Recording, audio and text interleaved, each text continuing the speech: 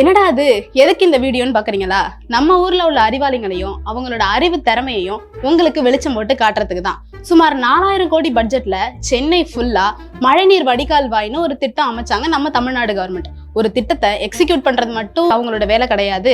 அதை ப்ராப்பரா பராமரிச்சு மக்களுக்கு நல்லது செய்யணும்னு நினைக்கிற உங்களோட கடமை உணர்ச்சி எங்களுக்கு புரியுது. ஆனா அதுக்கு ஒரு அளவு இல்லையா? ஒரு படத்துல வடிவேல் அவர்கள் ஒரு ஏரியா கவுன்சிலர் கேரக்டர் பண்ணியிருப்பாங்க. அந்த கேரக்டர்ல இருந்து அந்த ஏரியா மக்களுக்கு ஏதாச்சும் நல்லது செய்யணும்னு சொல்லிட்டு கொசு வரவிடாம தடுக்கிறதுக்காக இந்த ஏரியா ஃபுல்லா பந்தல் போடுற மாதிரி கொசுவலை போடணும்னு எனக்கும் ஆசைதான். ஆனா அதுக்கான பட்ஜெட் என்கிட்ட இல்ல, சோ நான் கொசு மருந்து அடிக்கிறேன்னு சொல்லி அதை வச்சு ஒரு காமெடி பண்ணிருப்பாங்க.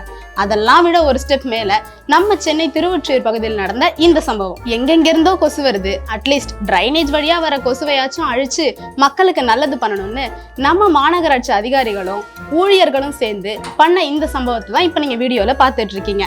இப்போ நம்ம வீட்டுல கொசு வருது, நம்ம என்ன பண்ணுவோம்? கொசுவலை போடுவோம், கரெக்டா? இப்ப இதே பிளான ஒரு டிரைனேஜ் மூடிக்கு அடியிலையும் நம்ம போட்டா எப்படி நம்ம ஐடியா? இதனால அந்த கொசுவலையில இலத்தழையெல்லாம் அடைச்சுக்கிட்டு தண்ணி உள்ள போகாம கூட இருக்கும்.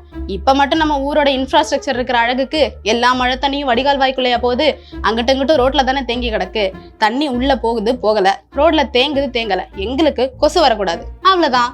நாங்க தண்ணி ஆவியாக கூடாதுன்னா தர்மாக்கோல் போடுவோம், கொசு வரக்கூடாதுன்னா கொசுவலை போடுவோம். ஜப்பான்காரன் எதையோ கண்டுபிடிக்கிறான், இது ஏதோ எங்களால முடிஞ்சது. இவங்களுக்கு எங்களோட அப்ரிசியேஷன்ஸை வீடியோ போட்டு நாங்க தெரிவிச்சிட்டோம். உங்களோட பாராட்டுக்களை கமெண்ட் செக்ஷன்ல சொல்லுங்க.